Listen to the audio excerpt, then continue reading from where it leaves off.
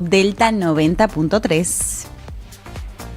Lo saludamos a Carlos Bianco, ministro de Gobierno de la provincia de Buenos Aires, que ya está en comunicación con nosotros. Bianco, ¿cómo le va? Lo saluda Nacho Otero en Delta 90.3. Gracias por atendernos.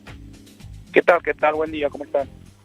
Buen día. Bueno, quiero empezar preguntándole por el rechazo que finalmente han hecho desde la provincia de Buenos Aires a la reforma laboral que hoy se va a votar en el Senado de la Nación. Sí, nosotros hemos tomado una posición muy clara. De hecho, desde el Ministerio de Trabajo de la provincia de Buenos Aires se ha sacado un documento, un largo documento de más de 60 páginas, explicando las razones por las cuales nos oponemos al proyecto de, bueno, lo llamaron de modernización laboral. Nosotros creemos que es de flexibilización laboral, es una forma típica de las que ya han, bueno, en parte instaurado desde la dictadura cívico-militar, con la pérdida de derechos de los trabajadores, que se ha profundizado durante el gobierno de Menem en los 90, después con la tarjeta Banelco en la época de la Rúa, y que también intentó llevar adelante Macri. Es decir, cada vez que hay un gobierno que está en contra de los trabajadores, de los derechos de los trabajadores, de las condiciones materiales de vida de los trabajadores, intentan hacer una reforma que quita derechos y que falsamente, porque hay mucho mito alrededor de esta reforma, se dice que es una reforma que moderniza. Nosotros vemos lo contrario. Me parece que es una reforma que le hace quitar derechos a los trabajadores y nos lleva a épocas casi precapitalistas de la Argentina en algunos sentidos, porque de hecho hay en el mundo una discusión sobre la modernización laboral. En España está la ley Rider, que le otorga derechos y determinadas protecciones a los trabajadores de plataformas.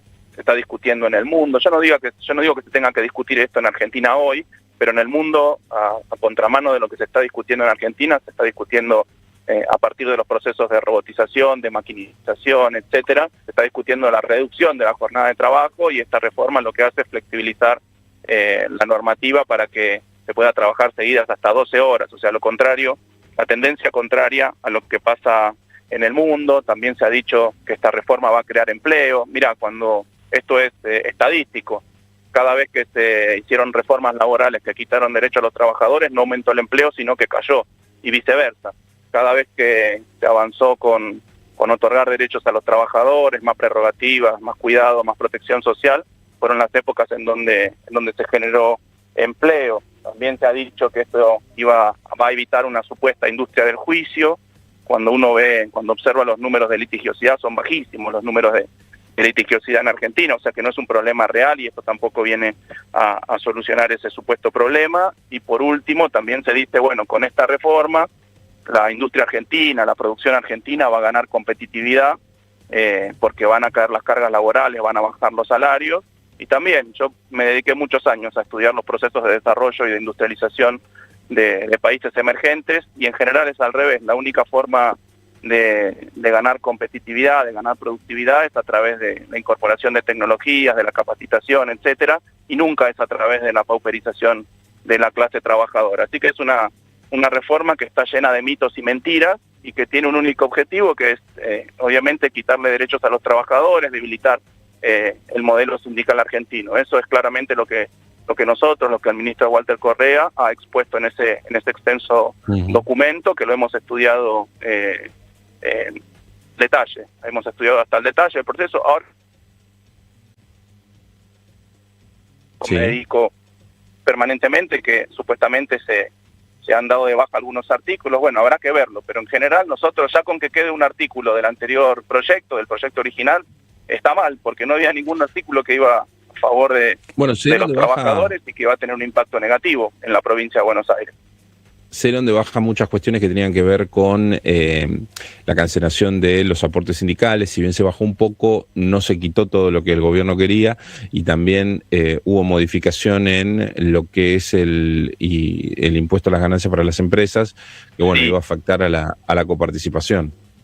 Sí. He leído en los diarios esta mañana temprano algunas cuestiones relativas a eso. Bueno, pero en general nuestra posición, más allá de estas pequeñas reformas que se habrán hecho a último minuto para ver si se lograba la aprobación, nuestra posición es muy clara. Nosotros estamos en contra de esta de este proyecto de flexibilización laboral. Esto es muy claro y de hecho hoy nosotros vamos a estar desde el gobierno de la provincia, desde nuestro sector político, el Movimiento Derecho al Futuro, Sí. En la marcha. Y van a ir con... Mi pregunta, ¿movilizan junto a la Cámpora o por dos sectores distintos? No, nosotros hicimos una convocatoria frente a la Casa de las Madres de Plaza de Mayo, que siempre en general nuestro movimiento convoca ahí. Sé que después hay otras organizaciones, bueno, los sectores sindicales que van a convocar en distintos puntos de la Plaza de los Dos Congresos, pero nosotros hemos puesto un punto de encuentro para nuestros compañeros y compañeras frente a la Casa de las Madres de Plaza de Mayo. Cuando nosotros en el programa veníamos tratando obviamente lo de la reforma laboral, hablamos con muchos empresarios y también con representantes de las cámaras empresariales. Y la sorpresa era cuando hablábamos de la reforma laboral, se mencionaba, sí, bueno, suma, pero todos lo que dicen es, lo determinante es la reforma tributaria. ¿Hay que reformar los impuestos en Argentina? ¿Hay que bajar la carga impositiva? Mira, lo que siempre hay que hacer seguramente es revisar las cargas impositivas, que sean cargas impositivas que fomenten la producción y fundamentalmente que tengan un carácter progresivo. Es decir, que como pasa en los países desarrollados, ¿no? Los que más tienen son los que más tienen que pagar impuestos, los que menos tienen son los que menos tienen que pagar impuestos. Después, cualquier revisión, bienvenida, nosotros estamos dispuestos a discutirla, pero siempre con estos dos parámetros, que la aplicación de impuestos favorezca siempre la producción y la generación de empleo, no la timba financiera, y que siempre que tenga un carácter progresivo, no regresivo como han sido muchas modificaciones a los impuestos que ha hecho este gobierno, inclusive, bueno, la reducción de bienes personales, varias modificaciones que se hicieron, que no han mostrado un carácter progresivo, sino lo contrario. Desde el gobierno nacional apuntan siempre a los municipios por las tasas municipales y también a los impuestos provinciales. Sí, lo he visto, pero es un poco ridículo porque lo que pesan los impuestos provinciales y las tasas municipales sobre, que en general están atadas además a las tasas municipales, ¿no? En general están vinculadas a alguna retribución por algún servicio particular que brinda el municipio, sea seguridad e higiene, sea alumbrado, barrido y limpieza, etcétera, etcétera. Pero te digo, lo ridículo es que el impacto que tiene eso sobre la carga impositiva general es mínimo. El impacto real sobre la carga impositiva lo tienen siempre los impuestos nacionales, que son los de mayor cuantía. En cuanto a lo que tiene que ver con la economía, el análisis más de largo plazo. Con esta misma carga impositiva o una muy similar, hemos tenido periodos de la economía que han crecido al 5%, al 6%, se han generado millones de puestos de trabajo. O sea que lo determinante no es la carga impositiva, sino que lo determinante es el modelo productivo. Yo lo que digo es que hoy en día las industrias, los sectores pymes, etcétera, más allá de la carga impositiva, el problema que tienen es la libre importación de productos a bajísimo costo desde algunos países del mundo, la falta de protección por parte del gobierno nacional, la falta de una política industrial, la falta de una política de fomento del crédito. Bueno, me parece que los problemas estructurales son otros, más allá de la discusión que me parece válida sobre la carga impositiva.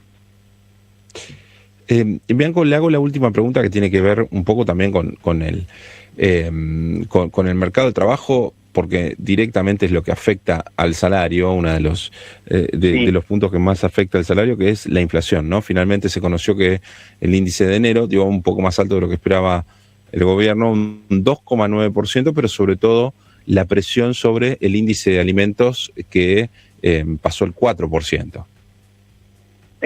Sí, lo que evidencia es que la supuesta política de desinflación que está llevando adelante el gobierno ha mostrado un tremendo fracaso. Creo que ya es el sexto mes consecutivo que viene aumentando el índice oficial de inflación y en particular el precio de aquellos productos que son de la canasta básica, como bien decías, los alimentos. Eso nosotros lo estamos observando muy claramente en la provincia de Buenos Aires, que con esos índices, con esos precios de los alimentos, hay mucha gente que empieza a tener problemas muy graves.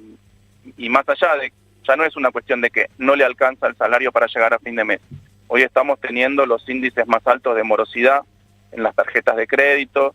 La gente después termina endeudándose con esas financieras que tienen tasas usurarias. A mí todos los días me escribe gente que ya no sabe cómo hacer ya ni siquiera para llegar a fin de mes, para poder cancelar la tarjeta o para devolver lo que debe. ¿Y eso a qué costo? Porque nos dijeron que iban a ir hacia una política de desinflación, que efectivamente se bajaron los niveles de inflación desde el comienzo del gobierno, en donde comenzaron con niveles muy altos, sobre todo luego de la devaluación del 118% que hizo Milei y que llevó la tasa inflacionaria a un 25% en el mes de diciembre de 2023. Eso se redujo, pero ¿a qué costo además? Al costo del aumento del desempleo, de la pauperización, de la mayor informalización del empleo, de la caída de los ingresos reales de la población. Me parece que como proceso de desinflación, en sus propios términos, es un fracaso porque hace 6 meses que viene aumentando la inflación. Como receta general para mejorar la condición material de los argentinos, es un doble fracaso porque hoy los argentinos visiblemente están en términos de ingresos mucho peor, con caídas del consumo de carne, caídas del consumo de leche, caídas del consumo de yerba. Yo recuerdo a varios funcionarios que en su momento eran de la oposición, cuando el gobernador Kicillof era ministro de Economía, por ejemplo Bullrich, que salían con pancartas a mostrar inflaciones del orden del 1% mensual, 1,3% mensual. Bueno, estamos casi en el 3% mensual. Que saquen las pancartas, digo yo, que Bullrich saque las pancartas para mostrar el fracaso de la política desinflacionaria del gobierno nacional.